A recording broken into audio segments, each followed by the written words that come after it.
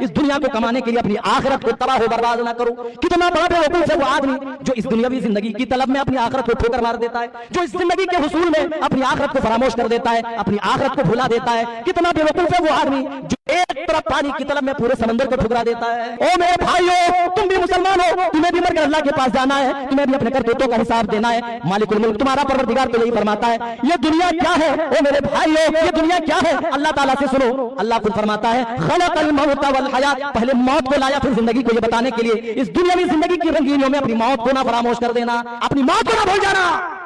अल्लाह अपने बंदों को इस आयत के जरिए से पैगाम दे रहा है, आए मेरे बंदों, मौत और हयात का सिस्टम जो तुम देखते हो, जो हमने चलाया है, अपनी आंखों से लोगों को मरते हुए देखते हो, अपने कंधों से जनाजे कब्रिस्तान तक पहुंचाते हो, अपने हाथों से मुर्दों को नहलाते हो, ये सिस्टम जो हमने बना के रखा है, लियबलुवकुम अय्युकुम अहसनु अमला, ताकि हम इसके जरिए से जांचें परखें, तुम्हारा एग्जाम ले, तुम्हारा इम्तिहान ले, अय्युकुम अहसनु अमला, कि तुम में बेहतरीन अमल करने वाला कौन है। अल्लाह चाहता तो ये भी कह सकता था कि अक्सर अमला, अल्लाह ये जांचना चाहता है, अल्लाह ये इम्तिहान लेना चाहता है कि तुम में सबसे ज्यादा अमल करने वाला कौन है, लेकिन ऐसा नहीं कहा, अहसनु अमला कह करके बता दिया। अल्लाह के यहाँ क्वालिटी की अहमियत है, क्वांटिटी की कोई अहमियत नहीं है। अगर आदमी सही सुन्नत के तरीके पर, अल्लाह और उसके रसूल के फरमान के मुताबिक थोड़े ही अमल करे तो उन अमाल से अच्छे जो बहुत ज्यादा किए जाए लेकिन कुरान और हदीस से हटकर किए जाए, अमाल अच्छे कैसे होंगे हमारे? अब सवाल पैदा हो तो अल्लाह ने हमारी तखलीक की, मौत और हयात का सिस्टम बनाया हमें आजमाने के लिए कि हमें अच्छा अमल करने वाला कौन है।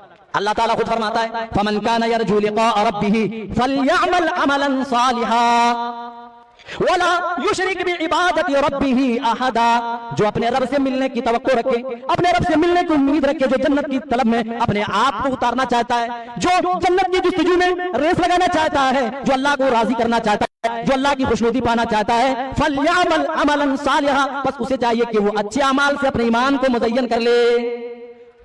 अमलन सालिहा, अगर अल्लाह से मिलने की उम्मीद है, अगर तुम्हें इस बात पर ईमान है कि तुम्हें मरकर अपने रब से मुलाकात करना है, अपने करतूतों का हिसाब देना है, फलयअमल अमलन सालिहा, तो तुम्हें चाहिए अमाल तुम दुनिया में करते रहो, क्योंकि दुनिया क्या है? आजमाइश है। दुनिया क्या है? इम्तिहान है। दुनिया क्या है? एग्जाम हाल है। आप और हम दुनिया के अंदर इम्तिहान देने के लिए आए हैं। दूसरी कंडीशन बताई गई फलयअमल अमलन सालिहा के बाद वला युशरिक बिइबादति रब्बिही अहदा, और अपने रब की इबादत में किसी दूसरे को शरीक व साझी ना बनाओ, किसी को पार्टनर ना बनाओ, अल्लाह ही को हाजत रवा, उसी को मुश्किल कुशा, उसी को बिगड़ी बनाने वाला, उसी को नफा और नुकसान का मालिक समझो। चाहे लाख मुसीबत आ जाए, उसी के सामने तुम्हारी पेशानी झुकनी चाहिए। अगर तुम कोई चीज की तलब करो, कोई चीज मांगो तो रब्बुल आलमीन से ही मांगो।